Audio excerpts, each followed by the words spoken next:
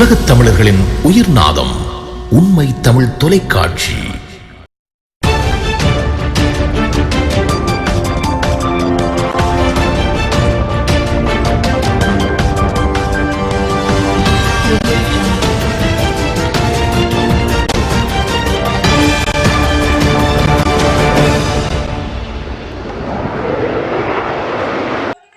நீதியரசர்களின் தீர்ப்புகளை பரிசீலனை செய்வதற்கான தகமை அமைச்சரவைக்கு இல்லை என ஜனாதிபதி சட்டத்தரணி உபுல் குமாரபெரும தெரிவித்துள்ளார்.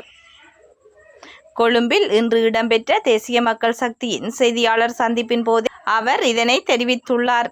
இவ்விடயம் தொடர்பாக அவர் மேலும் தெரிவிக்கையில், நீதித்துறை தத்துவத்தை அமைச்சரவையோ நாடாளுமன்ற தெரிக்குழுவோ மீளாய்வு செய்ய முடியாது.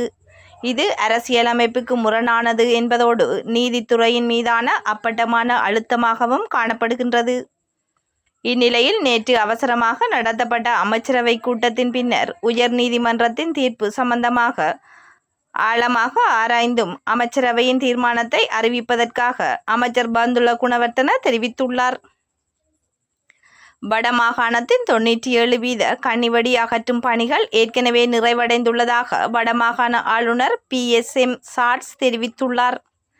வடமாகாண அபிவிருத்தி தொடர்பான விசேட செய்தியாளர் மாநாட்டில் இன்று அரசாங்க தகவல் திணைக்களத்தில் உரையாற்றும் போதே வடமாகாண ஆளுநர் மேற்கண்டவாறு தெரிவித்துள்ளார். மேலும் சில பகுதிகளில் கன்னிவெடிகளை அகற்றும் பணிகள் கைவிடப்பட்டதாகவும் எதிர்காலத்தில் அவை மிகவும் வெற்றிகரமாக அகற்றப்படும் எனவும் ஆளுநர் தெரிவித்துள்ளார். அத்துடன் குடிநீர் பிரச்சினைகளுக்கு தீர்வாக போதிய அளவு விநியோகத்தை வழங்குவதற்காக அரசாங்கம் 5 குடிநீர் திட்டங்களை ஆரம்பித்துள்ளதாக அவர் கூறியுள்ளார். குறிப்பாக யாழ்ப்பாணம், முல்லைத்தீவு மற்றும் கிளிநொச்சி ஆகிய மாவட்டங்களில் இத்திட்டங்கள் நடைமுறைப்படுத்தப்பட்டு வருவதாகவும் அவற்றில் 2 திட்டங்கள் அடுத்த வருடத்திற்கு பூர்த்தி செய்யப்பட உள்ளதாகவும் ஆளுநர் குறிப்பிட்டுள்ளார். அரசமைப்பை மீறியமைக்காக எதிர்காலத்தில் ஜனாதிபதி ரணில் விக்ரமசிங்கவிற்கு எதிராக வழக்குகள் தாக்கல் செய்யப்படலாம் என நாடாளுமன்ற உறுப்பினர் தயாசிறி ஜெயசேகர குறிப்பிட்டுள்ளார். இவ்விடயம் தொடர்பாக நாடாளுமன்றில் உரையாற்றும் போதே அவர் இதனை குறிப்பிட்டுள்ளார். தொடர்ந்தும் உரையாற்றிய அவர், உயர் நீதிமன்றத்தின் தீர்ப்பை சர்ச்சைக்கு உட்படுத்த வேண்டாம். அரசமைப்புக்கு இணங்கவே இந்த இடைக்கால தடை உத்தரவு பிறப்பிக்கப்பட்டுள்ளது. இத்தடைக்கு இணங்க பதில் போலீஸ் மா அதிபர் ஒருவரை நியமிக்கும் அதிகாரம் ஜனாதிபதிக்கு உள்ளது. எனினும் பதில் போலீஸ் மா அதிபரை அரசமைப்பு சபையினால் நியமிக்க முடியாது. இந்த அதிகாரத்தை பயன்படுத்தித்தான் பதில் சட்டமா அதிபரை கூட ஜனாதிபதி நியமித்தார். இதனை மீறினால் ஜனாதிபதி பதவியில் இருந்து சென்றால் கூட அரசமைப்பை மீறியமைக்காக எதிர்காலத்தில் அவருக்கு எதிராக வழக்குகள் தாக்கல் செய்யப்படலாம் என நாடாளுமன்ற உறுப்பினர் தயாசிறி ஜெயசேகர மேலும் தெரிவித்துள்ளார்.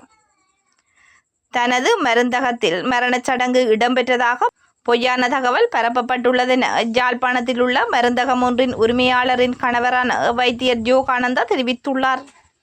குறித்த மருந்தகத்தின் உரிமையாளரின் கணவரான வைத்தியர் யோகானந்தம் நேற்றைய தினம் நடத்திய ஊடகவியலாளர் சந்திப்பிலேயே மேற்கண்டவாறு குறிப்பிட்டுள்ளார். இதன்போது வைத்தியர் மேலும் விளக்கமளிக்கையில், அண்மையில் எனது உறவினர் ஒருவர் உயிரிழந்தார். இந்நிலையில் 2 நாட்கள் அவரது பூத உடலானது மருந்தகத்தில் வைக்கப்பட்டிருந்ததாக பொய்யான தகவல்கள் பரப்பப்பட்டிருந்தன.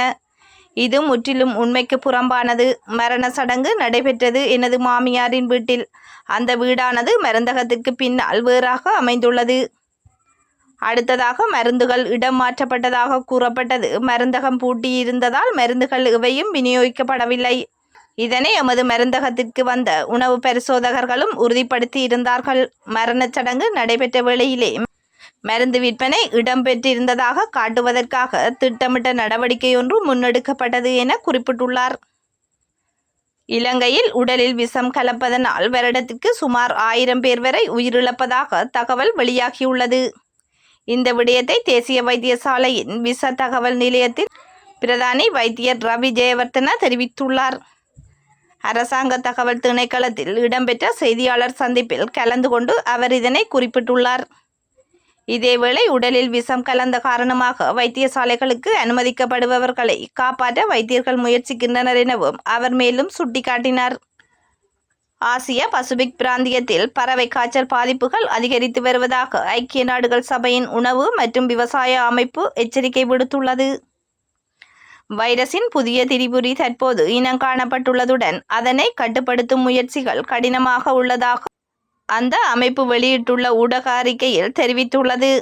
கம்போடியா, சீனா மற்றும் வியட்நாமில் அதிகமான தொற்று பதிவாகியுள்ளதுடன் மனித நோய்கள் தொற்றுகளின் எண்ணிக்கையும் அதிகரித்துள்ளது.